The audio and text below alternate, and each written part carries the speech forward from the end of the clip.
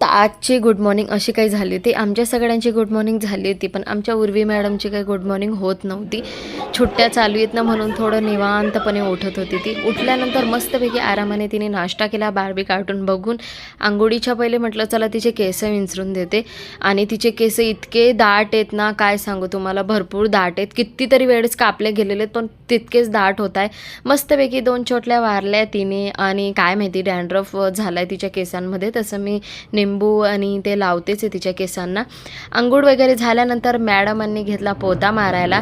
तितकं बरं झालं आहे की हा पोता मारण्याचं जर आहे ना, तर इझिली माझे कामं होऊन जातात आणि ती मला मदत पण करू लागते कामासाठी. आणि आज घरामध्ये ती आणि मी एकटीच होतो, दोघंजण मस्तपैकी एन्जॉय करत होतो. तर आज तिच्या पसंतीने स्वयंपाक बनवला होता. स्वयंपाक पोता मारला गेल्यानंतर तिने मला किचनमध्ये थोडीफार हेल्प पण केली. बघता बघता मुलगी कधी मोठी होऊन जाते सांगता नाही येत. तिने स्वतःहून सांगितलं मला की मम्मा मी पण मदत करते म्हणून असं.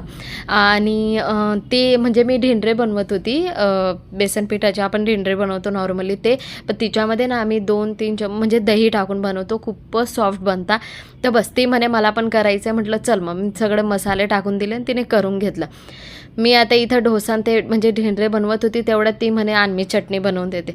तर चटणी बनवण्यासाठी पण तिने मिक्सर आणि ते तिचं सगळं करून घेते, म्हणून मला टेन्शन नव्हतं. चटणी पण बनवून घेते ती. खरंच मला खूप सपोर्ट होऊन जातो. पण ती एकटी राहील ना तेव्हाच ती काम करणार. बाकीच्या सोबत जर तिचा भाऊ मासी राहतात ना, तर ती काहीच नाही करू लागत मला, काहीच नाही. म्हणजे तेव्हा तर तिला सगळं आयतं म्हणजे हातामध्येच लागतं, पाणीचा ग्लाससुद्धा. पण आज तिचा काय माहिती मूड कसं काय चेंज झाला, सगळं तिने मला मदत करू लागली आणि खूप छान वाटलं मला तिने मदत केली म्हणून. असं ओम गेला होता माझ्या मोठ्या बहिणीच्या घरी, राणी पण गेली होती माझ्या मोठ्या बहिणीच्या घरी. त्यांची अजून दिवाळी संपली नाही आहे, चालतं आहे. आणि दही टाकून डोसा खूपच छान बनता, म्हणजेच ढेंडरे खूपच छान बनता. तर डोसा ते झाल्यानंतर म्हटलं उर्वी वातावरण इतकं छान होतं आज, म्हणजे ऊन पडलं होतं बऱ्यापैकी, आणि कपडे आज म्हटलं फायनली सुकून जातील, घरामध्ये टाकण्याची गरज नाही.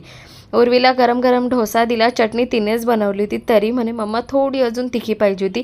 मिरच्या तिला लागणार तिने तेवढ्याच टाकल्या होत्या, पण नाही मम्मा अजून थोडीशी तिखी पाहिजे होती म्हणून असं. पण तरी तिने एन्जॉय करून छानपैकी खाल्लं. आणि एकटीच होती म्हणून टी व्ही बघत बघत तिने आरामाने खाल्लं, नाही तर हिच्या जागेवरती ओम आणि ती राहिले असतं भांडण चालू झालं असतं दोघांचं. आणि हे बघा मी दाखवते, तुम्ही पण दही टाकून पॅनकेक म्हणा का ढेंडरे म्हणा, काही पण म्हणा, तुम्ही काय म्हणता सांगा. आम्ही तर ढेंडरेच म्हणतो. कसे बनता का दही टाकून? खूपच छान बनतात. मी तर नेहमी बनवते दही टाकून. तुम्ही पण ट्राय करा, आणि केलं असणार तर कमेंटमध्ये सांगा कसं आहे काय. तर चला भेटूया पुढच्या मिनी व्लॉगमध्ये. आम्ही करतो गरम गरम